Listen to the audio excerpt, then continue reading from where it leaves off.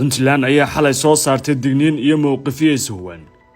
oo ku wajahan arrimaha beddelka dastuurka Soomaaliya ee uu ku foogan yahay madaxweyne xasan sheekh waxayna garowa ku celisay sida aysan marnaba suuragal uga noqon karin Soomaaliya in lagu maamulo waxaan wada ogol siyaasadeed lagu ahayn oo aysan dhammaan dhinacyada siyaasaddu heshiis ka gaarin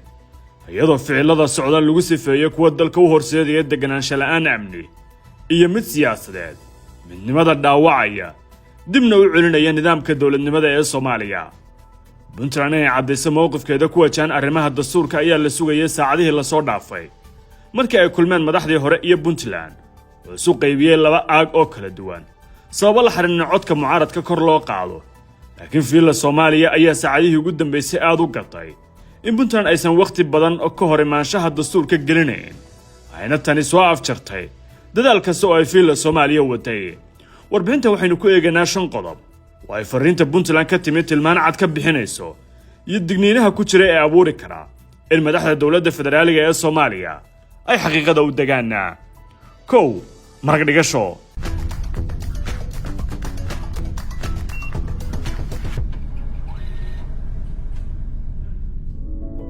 kaadhku waa caalami bankiguna waa amal dawlad goboleedka puntland oo ah maamulka ugu da'da weyn dawladaha xubnaha ka dawladda federaalka waxa warkeeda ka muuqata dadaalka iyo tacabka loo galay Soomaali heshiis ku ah dastuur walow uusan dhaqangal wada ahayn 10 sano ee la soo dhaafay waxay cuskatay puntland heshiiska imdhagaati ee Kenya ee dawladnimada hadda la hayso lagu unkay shirkii Garowe 1 iyo 2 ee Soomaaliya looga saaray marxaladii adkayd yaansiintii dastuurka ku meel gaarka ee 2012 kuwaas oo ay dhammaan sheegtay inay udub dhaxaad u ahaayeen in la helo Soomaali heshiis ku ah arrimaha hortaminta iyo dawladnimada gaar ahaan mashruuca oo ay puntland ku sifaysay kan ugu weyn loo baahan yahay in dastuurka mar kasta laga dhigo wax dadka u dhaxeeya heshiisna lagu yahay puntland waxay mar ka dhigatay in Soomaali midnimadeeda wax weyn ay ku darsatay ayna ogtahay waxa laga soo maray maantana aysan ogolayn in waxaan heshiis lagu ahayn lagu wada socon kareen talaabo kasta oo jidkaas kalinimada loo qaadana ay abuurayso kala tag bulsho oo aan sahal looga bogsoon doonin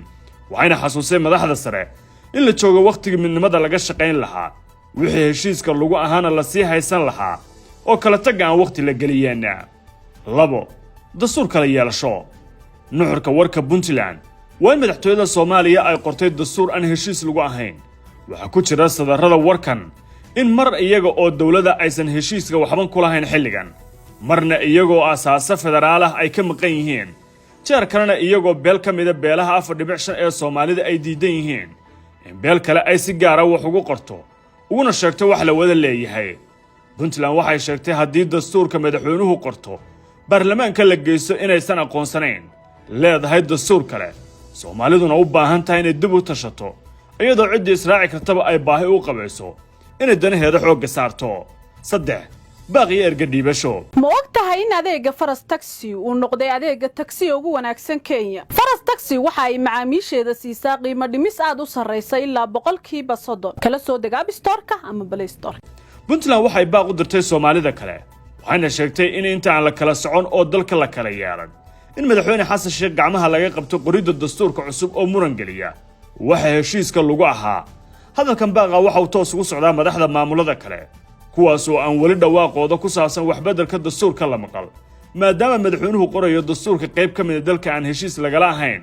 lagana ogolayn keeni kara in Soomaali dambe aysan isku imaan inkastoo ay madaxda dowladgoboleedyada koonfurta dalku aad uga aamuseen in shar iyo khayrba ku darsadaan beddelka dastuurka haddana waxa la aaminsan in xataa haddii la meel mariyo cidda ugu badan ee dhibanaha u noqonaysa ay dhankooda tahay balse aamuskooda waqtigan uu ka dhigan yahay inay doonayaan in iilka ku hubsadaan madaxweyne xasan sheekh 4 gobol Soomaaliyeed isku doonka Soomaali midaysan oo federaal rabta 60 cisho ee nagu soo wajahan puntland warkeeda waxa ka dhex muuqda in isku diyaarinaysa qaabilaadda xubnaha ugu badan ee siyaasiyiinta Soomaaliya gaar ahaan madaxdii hore siyaasiyiinta dibad joogga xildhibaanada baarlamaanka 11aad iyo danayaasha arrimaha Soomaalida waxayna qabanaysaa shirweyne ay dhammaan dhinacyadan ku kulmaan yoolka weyn waa in la helo madal mucaarad oo Soomaaliya ka badbaadin karta ficilada madaxweynaha dalka taasoo la rumaysan yahay inay ku beegmi doonto May sanadkan xasan sheekh waa ku culustahay in madashan lagu asaaso madaxweynaadkiisa oo sanadkii labaad buuxsamaya laakiin shaki male inay haddaba bilow joogaan kulamada iyo iskaashiyada dhinacyada ee ku wajahan in la joojiyo dhabaha doorasho ee madaxweyne xasan sheekh uu sida xooggan ugu foogan yahay kaas oo aan heshiis lagu ahayn. 5 xujada weyn ee warka Puntland hal shardi ayay ku xirtay dawladda Soomaaliya oo heshiis lagu yahay inay sii socoto taas oo ah in madaxweyne xasan sheekh ka joogsado waxa uu wado ee dastuurka la bedelaya. haddii kale Puntland waxay sheegtay inaysan aqoonsanayn wax kasta oo ay fiila Soomaaliya ku dhaqaaqdo marka dastuurka heshiiska lagu yahay la bedelo taasna ay ka dhalanaysa saameyn kale oo ka xoog badan xilligan waxa jooga. xujada Puntland waxa la aaminsan yahay inay midnimada Soomaaliya ku xiran tahay waxaana laga filayaa Puntland inaysan markan wixii ka dambeeyay meesha ka saari doonto dhammaan macaamilka dawladda federaalka oo ay ku jirto inay ka baxdo hanaanka geedi socodka aan haysan taageerada badan.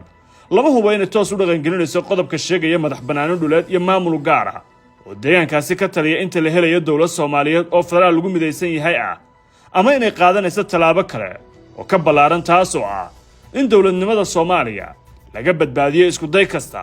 oo la xiriira in dib loogu celiyo halkii laga yimid. haddii aad ku nooshahay Amerika, Yurub, Canada waxaad si sahlan ugu diri kartaa lacag ehelkaaga iyo asxaabtaada adigoo isticmaalaya adeegga PC waxayna toos ugu dhacaysaa adeegyadan kala EVC, Zaad, Sahal iyo M-Pesa. ballanteenu waa PC.